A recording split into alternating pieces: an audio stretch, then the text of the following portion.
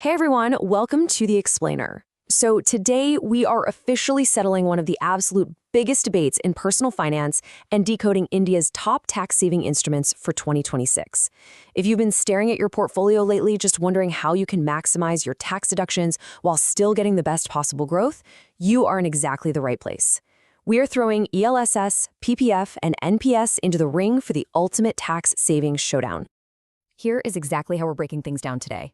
We'll start by looking at the core tax-saving dilemma, dive deep into PPF, ELSS, and NPS, unpack some massive new rules for 2026, and finally give you the ultimate comparison verdict to help you choose. First up, the classic tax-saving dilemma. It's all about that tricky balance between growth, safety, and liquidity. You know the feeling, right? You absolutely want those tax deductions, but you also need your money to actually grow. Plus, locking away your cash in a vault forever? No thanks. The real question is, where exactly should you be parking your hard-earned money in 2026 to max out both your Section 80C and those extra Section 80C CD limits? With overlapping benefits and the rules constantly shifting, it's super easy to get overwhelmed. Let's just cut through the noise and untangle it. Moving on to our first heavyweight contender, PPF, our safe harbor. So, the Public Provident Fund, or PPF. Think of this as your absolute financial bedrock. It's government-backed, meaning the risk is virtually zero. Right now, it's paying out a guaranteed fixed return of around 7.1%. But honestly, the real magic here is its EEE status. Exempt, exempt, exempt. Your initial deposit? Tax deductible. The interest you earn? Tax-free. The final payout? Completely tax-free. If you're someone who loses sleep over market swings and just wants your capital protected above all else, this is your holy grail. But, and there's always a but, right? The catch is this massive 15-year mandatory lock-in period. Yep, a decade and a half. That's the premium you pay for all that absolute safety and tax-free goodness.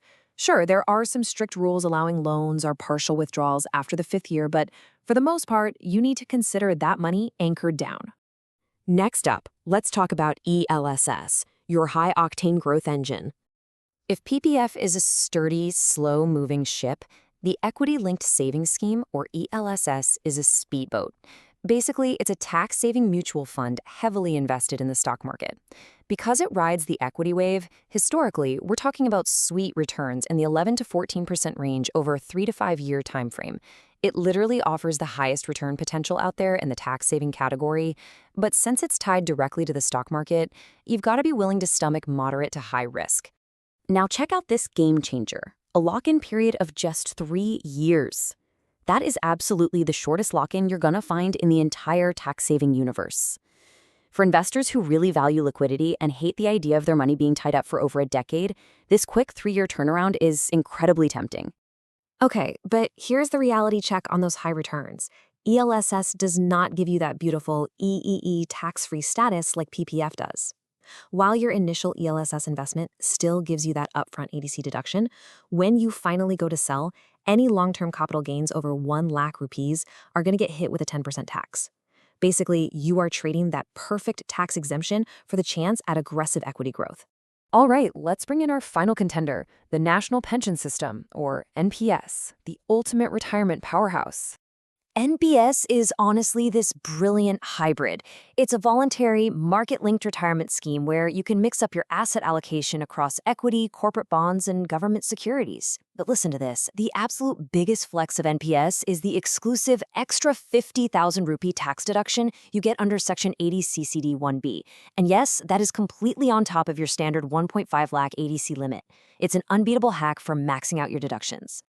Now, we really need to talk about the new NPS rules for 2026. These are absolute game changers.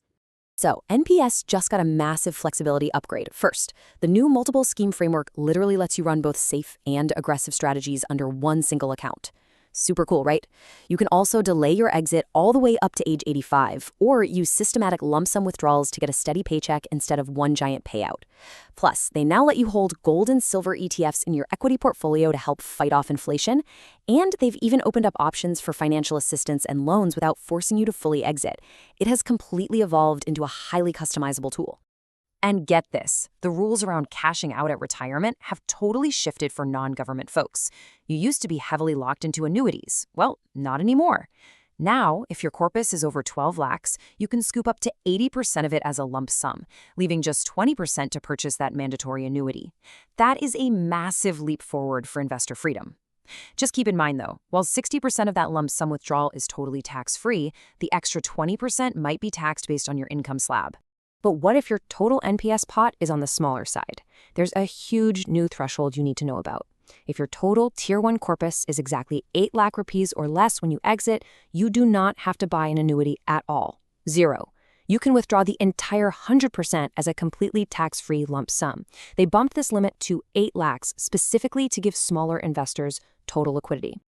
Oh, and for you tactical investors who love buying the dip, you've got to use the D-Remit facility. By generating a virtual account number on the NPS portal and transferring your funds before 9:30 a.m., you completely bypass the old processing delays and successfully lock in that exact same day's net asset value. It's a seriously powerful hack for timing those volatile markets perfectly. All right, the moment of truth. Let's get to our ultimate comparison verdict and choose your champion. So, how do you actually choose? Well, it all comes down to your personal risk appetite. If you crave absolute zero risk safety and you really don't mind locking your money away for 15 years, PPF is your reliable, heavy-duty anchor.